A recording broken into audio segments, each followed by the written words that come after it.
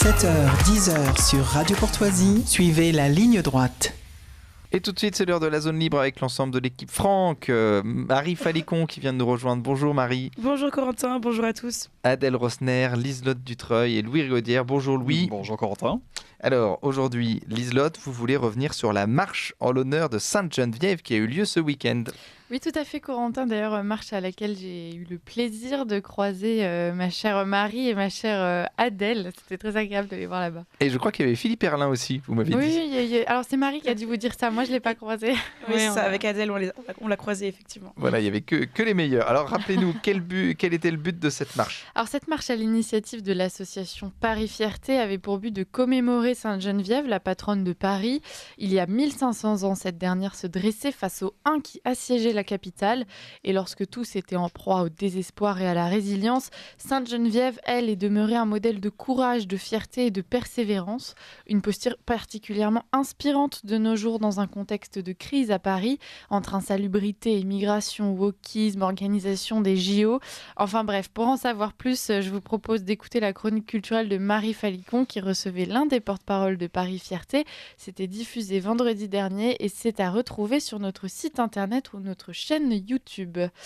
Ce sont donc plus de 500 personnes qui se sont retrouvées samedi soir dans les rues de Paris, entre le pont de la Tournelle et l'église Saint-Étienne-du-Mont, devant laquelle se dresse une statue de Sainte-Geneviève. Une marche au flambeau particulièrement réussie qui aura eu le mérite de rassembler des jeunes et des moins jeunes, des militants identitaires ou de simples amoureux du patrimoine français. En toute objectivité, cette foule éclectique rassemblée autour de la figure de la Sainte pour clamer sa fierté d'être parisien et français, ça faisait du bien à voir. Pourtant, ça n'était pas gagné. La marche devait initialement être interdite, c'est ça ? Et oui, Corentin, la préfecture ne pouvait bien évidemment pas laisser passer sans rien dire une marche culturelle qui honore l'histoire de Paris. En l'occurrence, la décision était notamment motivée par la menace des antifas et donc de troubles liés à cette contre-manifestation de militants violents. Heureusement, les organisateurs de la marche sont habitués à ce genre de procédure et le recours en justice a finalement abouti à l'autorisation de la marche 1 heure après l'heure de départ initialement prévue. Mais ce qui a aussi été autorisé, c'est le fameux rassemblement de militants antifa à 200 mètres de l'église Saint-Étienne-du-Mont. Alors, heureusement, ils étaient encadrés par les forces de l'ordre, mais cette autorisation reste tout de même surprenante, sachant que c'est précisément ce même rassemblement de militants virulents qui motivait l'interdiction initiale de la marche pour Sainte-Geneviève. Alors effectivement, il serait intéressant de connaître la logique de la préfecture de Paris, mais revenons-en à cette marche. Il me semble que vous avez pu prendre la parole, Liselotte. Il y a des vidéos qui ont tourné. Tout à fait. Alors vous le savez, chers auditeurs, chez Ligne Droite et plus largement Radio Courtoisie, il nous tient à cœur de soutenir ce genre d'initiative qui valorise l'histoire et le patrimoine français. J'ai donc été invitée à me joindre à cette marche, à prononcer un discours à destination des participants et je me permets de vous le relire pour clore cette chronique parce qu'au fond, il reprend les idées principales à retenir de cette marche et de l'histoire de Sainte-Geneviève.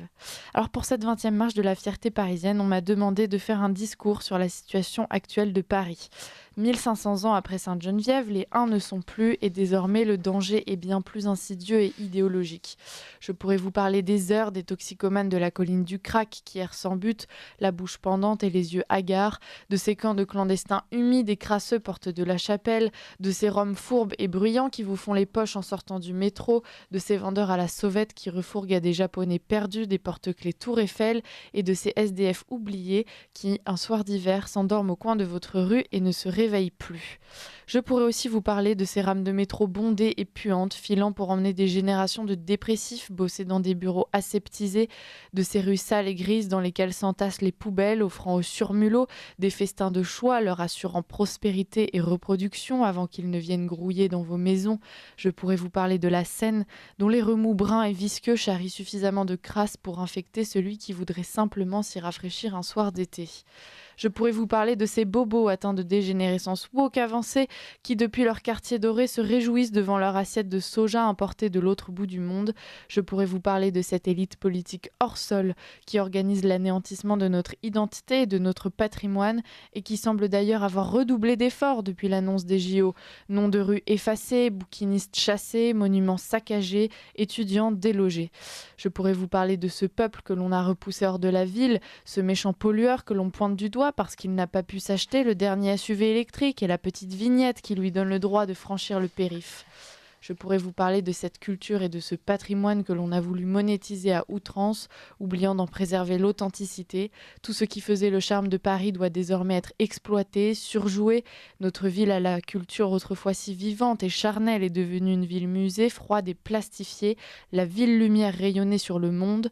Aujourd'hui, c'est le monde qui l'affadit dans un funeste dessin d'uniformisation globale. Alors oui, je pourrais vous parler de tout cela durant de longues minutes encore. Clore mon discours en vous disant que vraiment Paris va mal et nous rentrerions tous chez nous la tête basse et l'esprit brumeux en tentant d'oublier cela. Mais ne serait-ce pas oublier l'essentiel, le principal enseignement de Sainte-Geneviève ? Face aux hordes de Huns, Sainte-Geneviève est restée fière et confiante. Pas une seule seconde, la mélancolie et l'abattement n'ont eu raison de son courage et de sa détermination. Paris a connu des sièges, des guerres civiles, des crises, des épidémies et pourtant Paris a vaincu. Pensons-nous alors qu'Anne Hidalgo et sa médiocrité sauront mettre fin à plus de 2000 ans d'histoire ? Non, et nous en sommes la preuve. Peu importe le nombre tant que nous avons la foi et l'espérance. Ce sont les minorités agissantes qui écriront toujours l'histoire. Soyons donc cette minorité, incarnons le Parisien dans ce qu'il a de plus français. Mesdames et mesdemoiselles, soyez la Parisienne pleine d'esprit, élégante et raffinée. Messieurs, soyez le Parisien fier, frondeur et obstiné. Baudelaire écrivait « Tu m'as donné ta boue et j'en ai fait de l'or ». Soyons des poètes des temps modernes, cultivons le beau, opposons-nous au marasme ambiant et continuons à nous émerveiller. Faisons brûler en nous cette flamme, battons-nous contre les tièdes, les lâches, ceux qui par découragement ont fait le choix de s'accommoder.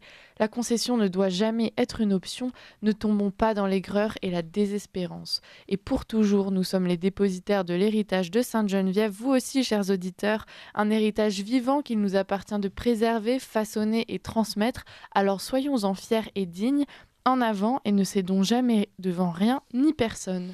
Oui, cultivons le beau. Bravo. Lise, notre présidente. C'est très beau. Maire de Paris, si vous voulez, je veux bien.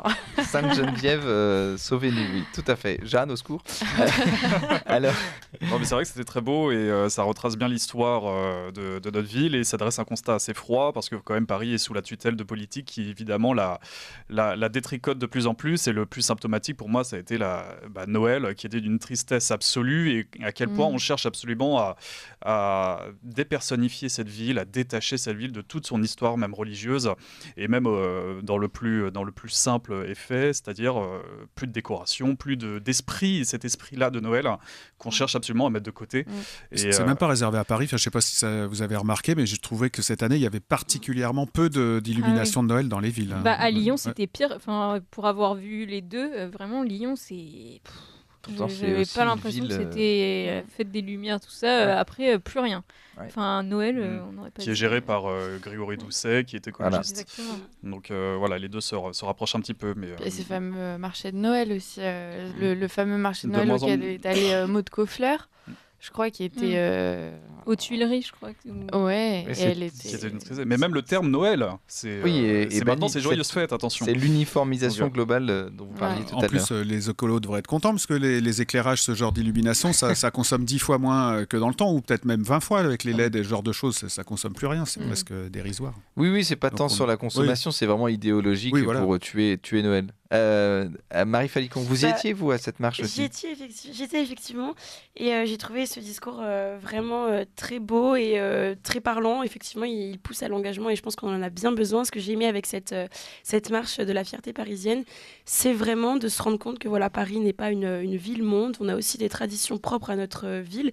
Comme Liselotte l'a très bien dit, on est les dépositaires aussi de cet héritage. Et je trouve très important qu'on en prenne conscience. En fait, les Parisiens n'ont pas du tout conscience de leur héritage, qui sont les héritiers d'une longue histoire. On a énormément de choses à Paris, on a un patrimoine riche, on a des figures dans l'histoire de France qui sont vraiment importantes. On a énormément de choses et pourtant rien n'est fait autour de ça, alors que je pense par exemple à la ville d'Orléans qui effectivement a pris ça en compte avec cette Jeanne annuelle, etc. Ça, c'est quelque chose que évidemment j'applaudis et que Paris Fierté essaye de faire. Et donc, c'est une très bonne initiative. Et j'ai vu que ça a aussi été le cas avec une autre initiative que je salue aussi, Paris vaut bien une fête, qui propose maintenant annuellement au mois de septembre une journée justement sur le même esprit de la fierté parisienne pour renouer avec nos traditions. Donc, il s'agit de spectacles, etc., des joutes. Enfin, voilà, il y a différentes choses. Et il y a notamment un festin. Et il y a aussi l'élection d'une Geneviève nationale. Donc c'est pareil, cette idée de reprendre une grande figure de Paris, et comme la Jeanne à Orléans et dans... Ou l'élection des Arlésiennes. Alors, enfin, la tradition des Arlésiennes à Arles, on élit chaque année la plus jolie Arlésienne. C'est très mignon. Toutes les jeunes filles à marier se mettent en tenue traditionnelle provençale, et puis c'est les Arlésiens qui élisent. Mais l'Arlésienne, c'est pas celle qu'on voit jamais, normalement? Non, je crois vous n'avez pas la référence, c'est pour ça. C'est quoi? Alors, on en reparlera une autre fois parce qu'il reste 20 secondes. Quelle est la référence, Franck? Très vite. Bah non, je peux pas vous le dire rapidement, mais il y a l'Arlésienne, les auditeurs me corrigeront. Mais non, c'est pas une chanson, ça doit être extrait d'une pièce. Pardon là, pour mon ignorance sur le truc, mais on dit toujours l'Arlésienne, c'est celle qu'on ne voit pas. Donc on cherchera après l'émission. On vous donnera la réponse demain avec Maud Koffler. Écoutez, merci. Pour cette intervention, de rien du tout. Merci à tous pour cette zone libre.